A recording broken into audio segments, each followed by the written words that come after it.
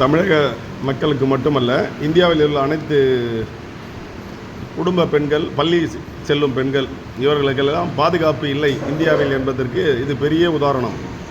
தர்மஸ்தலா, கர்நாடகாவில் இருக்கக்கூடிய தர்மஸ்தலா ஆலயத்திற்கு சென்ற பெண்கள் 100 பேருக்கு மேல் பலாத்காரம் செய்யப்பட்டு, கொலை செய்யப்பட்டு, கோயில் அருகே புதைக்கப்பட்டதாக இப்போது செய்திகள் வந்து கொண்டிருக்கிறது.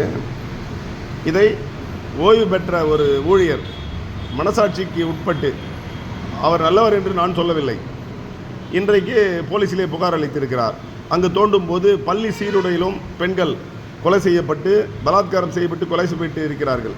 எனவே நாம் செய்வதெல்லாம் பக்தி என்ற மார்க்கத்திலே இந்த சாமியார்களையும் அங்கு இருக்கக்கூடியவர்களும் யாரையும் நம்ப வேண்டாம்.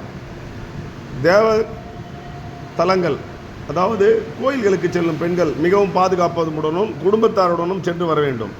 அதே சமயத்தில் ஒன்றுக்கும் மேற்பட்ட பெண்கள் கோயில்களில் காணவில்லை என்றால் அந்த அரசு, கர்நாடக அரசு என்ன செய்து கொண்டிருந்தது இதுவரை?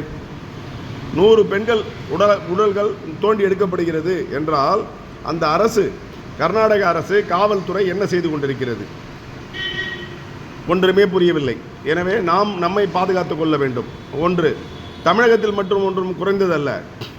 ரயிலிலே கர்ப்பிணி பெண்ணை தள்ளி கொலை செய்தவனுக்கு ஆயுள் தண்டனையாம், சாகும் வரை ஆயுள் தண்டனை. அவனுக்கு தினமும் வாரம் வாரம் சிக்கன், மட்டன் மற்றும் காபி, டீ அனைத்தும் கொடுத்து உபசரிப்பார்கள். இது இந்திய அரசியல் சட்டத்தின் தலைவிதி. எனவே பொதுமக்களாகிய நாம் நம்மை காத்து கொள்ள வேண்டும்.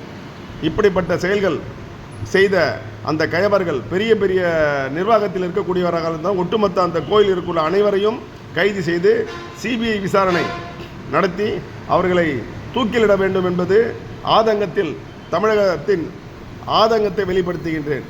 நன்றி, வணக்கம்.